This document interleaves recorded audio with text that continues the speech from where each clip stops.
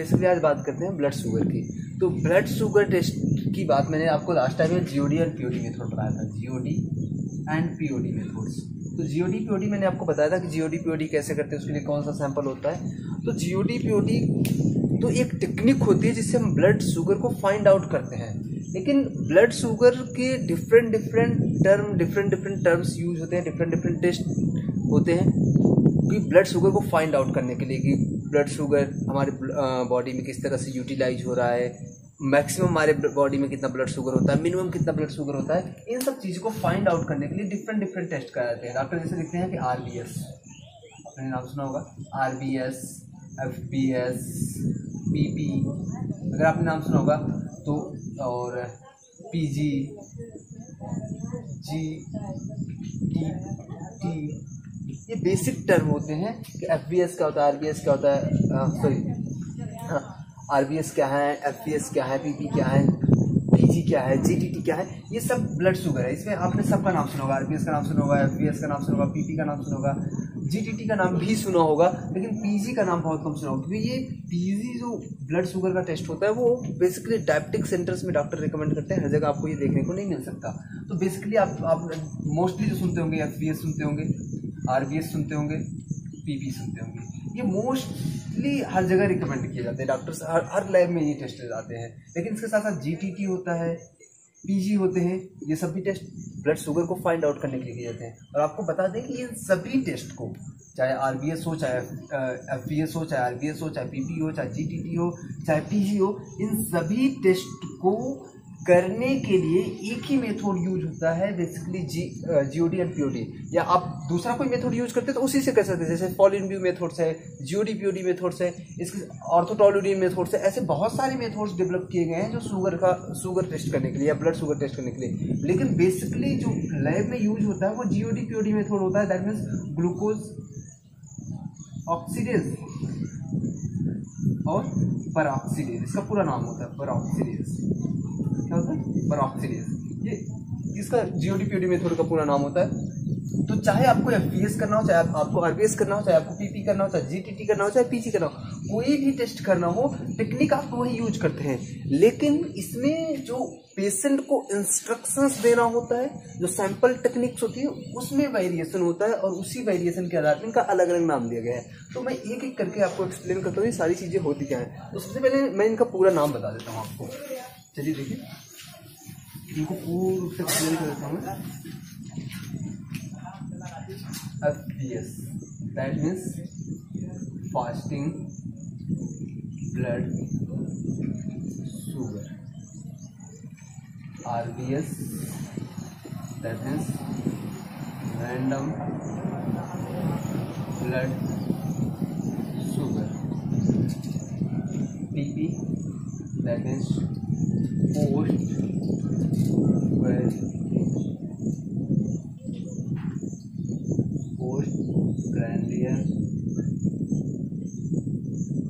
postprandial blood sugar. PG, post glucose test. GTT, glucose tolerance test। इनका पूरा नाम है। अगर उनके फुल नेम की बात करें तो आरबीएस का मतलब होता है फास्टिंग ब्लड शुगर, आरबीएस का मतलब होता है रैंडम ब्लड शुगर, पीपी का मतलब होता है post prandial blood sugar, PC का मतलब होता है पोस्ट ग्लूकोज टेस्ट, और जीटीटी का मतलब होता है ग्लूकोज टॉलरेंस टेस्ट। ये इनके पूरे नाम्स होते हैं। इन सभी टेस्ट को करने के लिए आप एक बेसिकली जो सबसे फेमस मेथड यूज करते हैं वो होता है जीओडी पीओडी। क्या होता है? जीओडी पीओडी मेथड से टेस्ट करते हैं। जीओडी पीओडी मेथड से टेस्ट कैसे लगाया जाता है वो सारी चीजें मैं आपको एक्सप्लेन कर रखा हूँ ऑलरेडी। मैंने आपको ऑलरेडी बताया था, आपको लास्ट टाइम में आपको अगर रिमेम्बर हो तो मैंने बताया था। तो जीओडी पीओडी मेथड से ही ये सब टेस्ट करते हैं। तो इनका अलग अलग नाम क्यों दिया गया है? ये बेसिकली कुछ चीजें इनमें डिफरेंट होती है। जो सबसे इंपॉर्टेंट चीज होती है इन टेस्ट को करने में वो पेशेंट इंस्ट्रक्शंस होता है, पेशेंट इंस्ट्रक्शंस होता है, और दूसरी चीज सैंपल कलेक्शन टेक्निक अलग होती है। क्या होती है?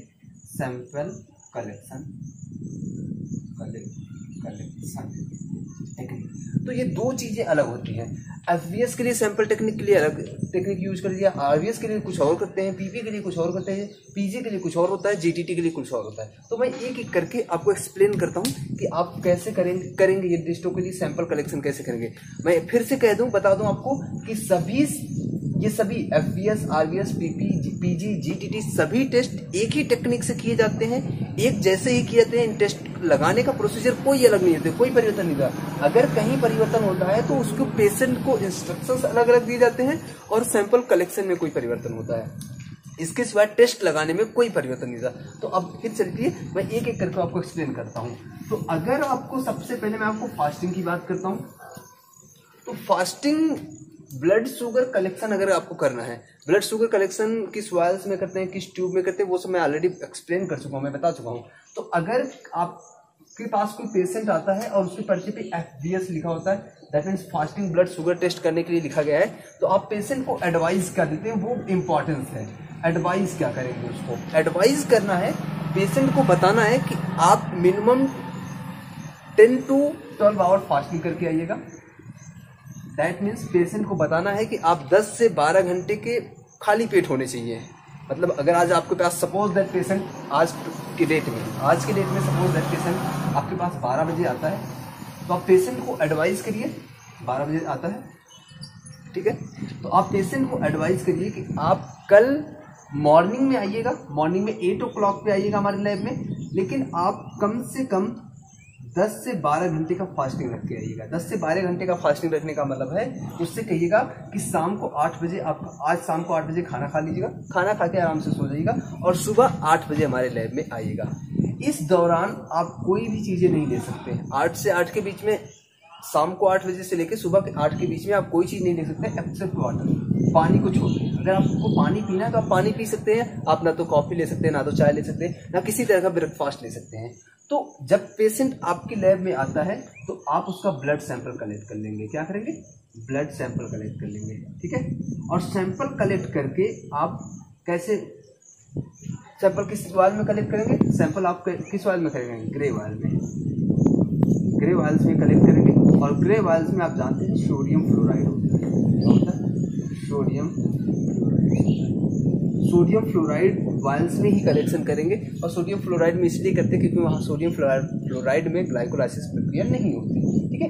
तो अब आपको समझ में आ गया। अगर कोई पेशेंट आपके पास एफवीएस टेस्ट कराने के लिए आता है तो उसको एडवाइस करिए कि आप 10 से 12 घंटे की फास्टिंग रखिए, नाइट फास्टिंग रखिए। वैसा नहीं सुबह आया तो उसको शाम तक फास्टिंग रखवा दीजिए, नाइट फास्टिंग रखवाइए। शाम को 8 बजे से सुबह 8 बजे तक उसको फास्टिंग रखवाइए। उसके बाद उसका फर्स्ट सैंपल आप कलेक्ट कर लीजिए, मॉर्निंग में 8 o'clock पे सैंपल कलेक्ट कर लीजिए।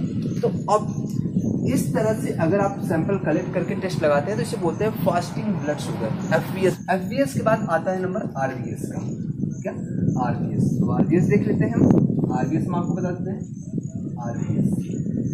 अब आरवीएस का मतलब होता है रैंडम ब्लड शुगर, और रैंडम ब्लड शुगर 24 आवर्स कभी भी कर सकते हैं। दैट मीन्स आपके पास पेशेंट जब भी आ जाए आप तुरंत उसका ब्लड लेके कलेक्ट करिए, और ब्लड कलेक्ट करने के बाद और कलेक्शन करने के बाद आप उसका टेस्ट परफॉर्म कर दीजिए। टेस्ट परफॉर्म करने के लिए वही मेथड यूज करना है, वही टेक्निक यूज करना है। कौन सी? जीओडी। इसी मेथड से आप क्या करेंगे? टेस्ट लगा देंगे। तो बस एफवीएस में क्या था, कुछ पेशेंट को खाली पेट आना था। आरवीएस में पेशेंट किसी भी कंडीशन में आके आपको ब्लड दे सकता है। That's it. एफवीएस हो गया, आरवीएस हो गया, और पीपी का मतलब होता है पोस्ट पेरेंडियल। ठीक है।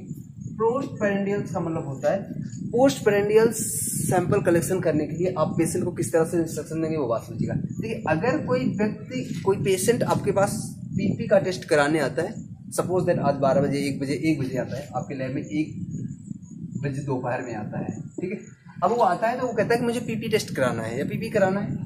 तो पीपी कराने के लिए आप उसे क्या इंस्ट्रक्शन देंगे? आपको बताएं, डॉक्टर जब भी पीपी लिखता है तो मोस्टली फास्टिंग और पीपी दोनों लिखता है, इस तरह एफवीएस और पीपी। तो जब पीपी कराया जाता है तो फास्टिंग उसके साथ साथ कराते हैं डॉक्टर, है ना। तो फास्टिंग का रूल जो है वो तो आपको पता ही है। पीपी के लिए क्या करना होता है वो ध्यान दीजिएगा। तो अगर कोई व्यक्ति पीपी कराने के लिए आपके पास आता है तो पहले तो उसे फास्टिंग का रूल फॉलो करना पड़ेगा कि वो शाम को 8 बजे से या तो सबसे पहले उसे फास्टिंग रखना पड़ेगा। फास्टिंग कैसे रखना पड़ेगा, उसे इंस्ट्रक्शन क्या देंगे पेशेंट को। अगर सपोज दैट आपके पास 1 बजे लैब में कोई पेशेंट आ गया तो आप उसे इंस्ट्रक्शन क्या देंगे, इंस्ट्रक्शन ये देंगे कि आप जाइए आज शाम को 8 बजे या 9 बजे से खाना खा के आराम से सो जाइएगा और सुबह 8 बजे या 9 बजे दोबारा हमारी लैब में आएंगे, विजिट करेंगे और इस दौरान आप पानी के सिवाय कोई चीज़ नहीं ले सकते हैं, वाटर के सिवाय कोई भी चीज़ नहीं ले सकते। इवन आप चाय भी नहीं पी सकते, टी भी नहीं ले सकते, ना तो कॉफ़ी ले सकते हैं, ना तो ब्रेकफास्ट ले सकते हैं। दैट मीन्स आपको 10 से 12 घंटा फास्टिंग करके लैब में आना है। आप पेशेंट को नाइट फास्टिंग ही कराएंगे, कभी भी डे फास्टिंग नहीं कराएंगे, ठीक है। तो आप उसे नाइट फास्टिंग कराइए। 10 से 12 घंटे की नाइट फास्टिंग कराने के बाद सबसे पहले क्या करेंगे, पेशेंट को जैसे ही आपके लैब में आता है आप उसका पहले फास्टिंग सैंपल कलेक्ट कर लीजिए। क्या कर लीजिए, फास्टिंग सैंपल कलेक्ट कर लीजिए। फर्स्ट सैंपल ले लीजिए। सैंपल लेने के बाद उसे कहेंगे, उसे ब्रेकफास्ट देंगे और ब्रेकफास्ट में नॉर्मल डाइट देंगे। ऐसा नहीं कि कोई हैवी शुगर वाला डाइट दे देंगे, नॉर्मल डाइट देंगे जो नॉर्मली वो डाइट लेता है। तो फास्टिंग सैंपल कलेक्ट करने के बाद सपोज दैट आपने 9 o'clock पे कितने 9 o'clock पे फास्टिंग सैंपल कलेक्ट कर लिया, ठीक है, क्या क्या 9 o'clock पे फास्टिंग सैंपल कलेक्ट किया आपने। अब 9 o'clock पे आप कलेक्ट करने के बाद उसे ब्रेकफास्ट दे दीजिए। क्या ब्रेकफास्ट, दैट मीन्स खाने के लिए कुछ नाश्ता उसे दे देंगे और वही ब्रेकफास्ट देंगे जो डेली ब्रेकफास्ट देता है, नॉर्मल ब्रेकफास्ट देंगे, कोई भी हैवी कार्बोहाइड्रेट या हैवी प्रोटीन सब्सटेंस नहीं देंगे, ठीक है। नॉर्मल डाइट दीजिए। नॉर्मल डाइट देने के बाद सपोज दैट आपने 9:15 को उसको ब्रेकफास्ट दे दिया। ब्रेकफास्ट देने के बाद 2 घंटे बाद 2 आवर्स के बाद कितना 2 आवर्स 2 घंटे बाद आप दोबारा सैंपल कलेक्ट कर लीजिए। क्या करेंगे, 2 घंटे बाद आप दोबारा सैंपल कलेक्ट करेंगे। क्या करेंगे, सैंपल कलेक्ट करेंगे, ठीक है। कलेक्ट सैंपल और sample as it is collect करना, जैसे कलेक्ट किया जाता है फ्लोराइड वायल में ही कलेक्ट करना हो तो फ्लोराइड वायल में या फ्लोराइड वायल या ग्रे वायल्स में ही कलेक्ट करेंगे। तो सैंपल कलेक्ट कर लीजिए और दोनों सैंपल का टेस्ट आप लगा सकते हैं सेम ऐसे जीओडी और पीओडी में। तो आगे चलते हैं। एक टेस्ट हमने आपको बताया था पीजी। पीजी के लिए भी पेशेंट को कोई स्पेशल प्रिपरेशन नहीं था। पीजी नॉर्मली हर जगह या हर डॉक्टर्स रिकमेंड भी नहीं करते। अगर आप किसी डायबिटिक सेंटर में काम करें तो हो सकता है आपको पीजी डायग्नोस करने को मिले और आपको हर जगह पीजी मिलता भी नहीं। अगर आप चाहें तो आप गूगल करके देख सकते हैं। तो पीजी बेसिकली अगर आप किसी डायबिटिक सेंटर पे काम कर रहे हैं तो ही मिलेगा। इसको बोलते हैं पोस्ट ग्लूकोज, ठीक है, पोस्ट ग्लूकोज, ठीक है। तो पोस्ट ग्लूकोज कैसे करते हैं, पोस्ट ग्लूकोज करने के लिए कुछ नहीं करना होता, पेशेंट को अपने लैब में फास्टिंग में बुलाना होता है और उसको 75 ग्राम ग्लूकोज वाटर में डिसॉल्व करके दे देना होता है। कितना, 75 ग्राम ग्लूकोज को 250 ml वाटर में अप्रॉक्सीमेटली, मैं ये नहीं कह रहा हूँ एग्जैक्ट, अप्रॉक्सीमेटली 250 ml वाटर में उसको डिसॉल्व करके उसे दे देना होता है। और देने के बाद पेशेंट को इसे ड्रंक करने के लिए दे देते हैं। देने के एग्जैक्ट 2 घंटे बाद सैंपल कलेक्ट करना होता है। क्या करना होता है, सैंपल कलेक्ट करना होता है। और सैंपल कलेक्ट करने के बाद और उस सैंपल का जब टेस्ट लगाते हैं तो उसे बोलते हैं PG, that is post glucose. इसके साथ देते हैं ग्लूकोज टॉलरेंस टेस्ट। तो बेसिकली जीजीटी के लिए इंस्ट्रक्शंस किस तरह से देते हैं वो समझिएगा। अगर कोई भी पेशेंट आपके पास आता है जीजीटी टेस्ट कराने के लिए तो जीजीटी के लिए एक स्पेशल इंस्ट्रक्शंस होता है और वो इंस्ट्रक्शन किस तरह से देंगे वो ध्यान दीजिएगा। सबसे पहले पेशेंट को आप एडवाइस देंगे कि वो फास्टिंग में आपके लैब में आए। कैसे आएगा, फास्टिंग कंडीशन में। फास्टिंग आप समझ रहे हैं, मैंने पहले ही बता दिया फास्टिंग का मतलब है कि 10 to 12 hour night fasting. Night fasting मतलब रात भर वो खाली पेट रहेगा, कुछ नहीं ले सकता पानी के सिवाय, ठीक है। तो सबसे पहले उस पेशेंट को फास्टिंग कंडीशन में बुलाते हैं और उसके साथ साथ एक चीज़ और भी ध्यान रखते हैं, फास्टिंग बुलाते हैं जीटीटी में और उसके साथ साथ पेशेंट को ये भी कहते हैं कि वो मॉर्निंग का first urine mid stream sample लाए। ध्यान दीजिएगा, मैं कह रहा हूँ कि मॉर्निंग का first mid stream urine sample ले आएगा साथ में, क्योंकि जीटीटी में ब्लड टेस्ट के साथ साथ यूरिन टेस्ट भी करना होता है। That means blood sugar test करने के बाद यूरिन शुगर भी टेस्ट करना होता है। इसीलिए जब भी जीटीटी टेस्ट करना है तो पेशेंट को फास्टिंग में बुलाना होता है और फास्टिंग के साथ साथ पेशेंट को कहना होता है कि जब मॉर्निंग का फर्स्ट मिड स्ट्रीम सैंपल होता है वो ले आए। फर्स्ट मिड स्ट्रीम सैंपल का क्या मतलब होता है, अगर आपने यूरिन कलेक्शन पढ़ा तो आपको समझ में आ रहा होगा, ठीक है। और ऑलरेडी मैं यूरिन सैंपल कलेक्शन बता चुका हूँ। तो आगे चलते हैं, तो उसे क्या कहेंगे, फास्टिंग में आएगा plus first mid stream urine लेके आएगा, ठीक है। उसके बाद जब आपके लैब में वो पेशेंट आता है, अब आपको क्या करना है, पहले तो फास्टिंग ब्लड कलेक्शन करना है। क्या करना है, फास्टिंग में ब्लड कलेक्शन करना है। पहला सैंपल आप फास्टिंग में कर लेंगे, ब्लड कलेक्ट कर लेंगे, ठीक है। पहले क्या करेंगे, फास्टिंग में ब्लड करेंगे। उसके बाद उस पेशेंट को आप 75 ग्राम ग्लूकोज 250 ml वाटर में, कितने में, 250 ml वाटर में डिजोल्व करके दे देंगे। कितने में, 250 ml वाटर में 75 ग्राम ग्लूकोज डिजोल्व करके दे देंगे और उसे इनटेक करा देंगे, ड्रिंक करा देंगे, पिला देंगे। कब, फास्टिंग सैंपल कलेक्ट करने के बाद। तो सपोज दैट आपने किसी पेशेंट को 9 o'clock पे ग्लूकोज को वाटर में डाल के ड्रिंक करा दिया, पिला दिया। अब क्या करना है, आपको प्रत्येक 30 मिनट्स पे, कितने, प्रत्येक 30 मिनट पे, आपने 9 o'clock पे कराया तो 9:30 पे, दैट मीन्स 9:30 पे आपको सेकेंड सैंपल कलेक्ट करना है। फर्स्ट तो आपने फास्टिंग में कर लिया है, ठीक है, पहला तो आपने फास्टिंग में कर लिया, दोबारा सैंपल आपको 9:30 पे करना है। फिर आपको 10 o'clock पे करना है, कितने पे करना है, 10 o'clock पे करना है तीसरा सैंपल। फिर 10:30 पे करना है चौथा सैंपल, और फिर 11 o'clock पे करना है पांचवा सैंपल। इस तरह से 5 सैंपल जीटीटी में किया जाता है। एक सैंपल फास्टिंग होता है और 4 ग्लूकोज पिलाने के बाद होता है, ठीक है।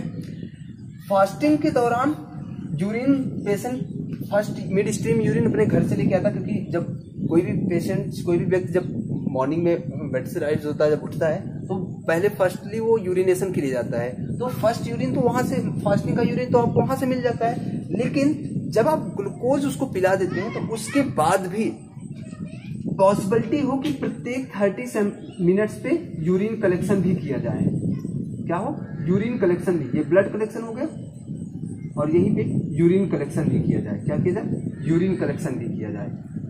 पॉसिबिलिटी यही होनी चाहिए, अगर पॉसिबल हो तो यूरिन सैंपल प्रत्येक ब्लड कलेक्शन के साथ किया जाए। लेकिन अगर पेशेंट प्रत्येक 30 मिनट में यूरिन सैंपल देने में सक्षम नहीं होता, वो नहीं दे पाता, यूरिन नहीं पास आउट हो पा रहा है, तो एटलीस्ट आपको 2 यूरिन सैंपल चाहिए। अगर आप 4 नहीं कलेक्ट कर पाते तो एटलीस्ट 2 जरूर करें, ठीक है। तब ग्लूकॉन डी देने के बाद, ग्लूकोज पिलाने के बाद उसको, एक तो आपके पास यूरिन का मॉर्निंग सैंपल है और 2 अभी हो गया। अगर वो 4 दे देता है तो बहुत बेहतर है। इसका ये मतलब है कि आपके पास 5 यूरिन सैंपल कलेक्ट हो जाएंगे और 5 ब्लड सैंपल कलेक्ट हो जाएंगे। कब, जीटीटी में। अगर पॉसिबिलिटीज हो तो, अगर पॉसिबिलिटीज नहीं है तो आप 3 यूरिन सैंपल से भी काम चला सकते हैं, ठीक है। तो 5 ब्लड सैंपल करना होता है, 3 क्या होता है, यूरिन सैंपल करना होता है। जीटीटी टेस्ट लगाने का जो मेथड्स होता है वो बिल्कुल वही होता है जैसे आप बेसिक शुगर लगाते हैं जीओडीपीओडी मेथड से।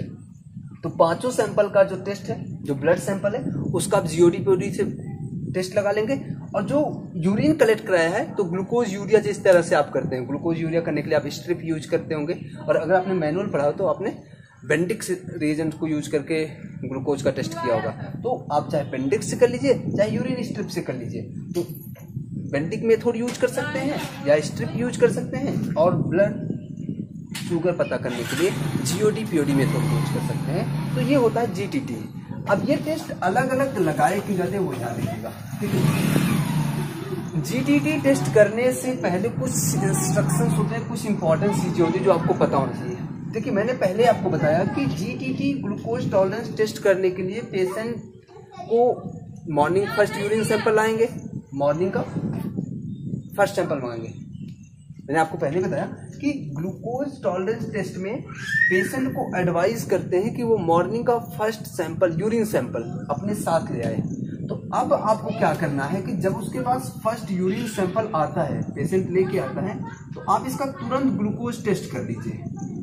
और अगर इसमें ग्लूकोज पॉजिटिव आ जाता है तो फिर आपको जीटीटी लगाने का कोई मतलब नहीं होता और लगाने की फिर ज़रूरत भी नहीं है, अगर फर्स्ट यूरिन सैंपल में ही ग्लूकोज पॉजिटिव आ जाता है। अगर नहीं आता है तो आप इस प्रोसीजर को आगे बढ़ाएंगे, क्योंकि जीटीटी तब लगाने का कोई मतलब नहीं है अगर उसके फर्स्ट सैंपल में ही यूरिन शुगर पास आउट हो रहा है। फिर क्योंकि जीटीटी लगाने का क्या मकसद होता है? जीटीटी लगाने का मकसद ये होता है कि जीटीटी से हमें ये पता चलता है कि हमारी बॉडी में शुगर का यूटिलाइजेशन किस रेट से हो रहा है। दैट मीन्स हमारी बॉडी में जब हम कार्बोहाइड्रेट लेते हैं, इंटेक करते हैं, तो वो किस रेट से डाइजेस्ट होता है, किस रेट से यूटिलाइज होता है, ये चीज़ें हम पता करते हैं जीटीटी टेस्ट के थ्रू। ठीक है, जैसे अब जीटीटी जब टेस्ट लगा लेते हैं, क्योंकि आपके पास 5 सैंपल है, आपने देखा कि आपके पास एक फास्टिंग का सैंपल है और 4 अलग अलग सैंपल हैं। तो टेस्ट लगाने के बाद आप बेसिकली ग्राफ बनाते हैं और उसी ग्राफ में उसकी वैल्यू देते हैं। एक्चुअल जो मेथड्स होता है वो यही होता है कि जीटीटी लगाने के बाद एक ग्राफ बनाया जाए इस तरह से, ये और आपने पहला सैंपल फास्टिंग में किया था, ठीक है, तो ये फास्टिंग हो गया और उसके बाद 30 मिनट्स पे किया था आपने, कब किया था?